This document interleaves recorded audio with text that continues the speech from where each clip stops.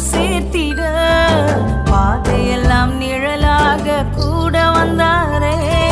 வாக்கு தந்ததில் கொண்டு சேர்த்திட பாதையெல்லாம் நிழலாக கூட வந்தாரே.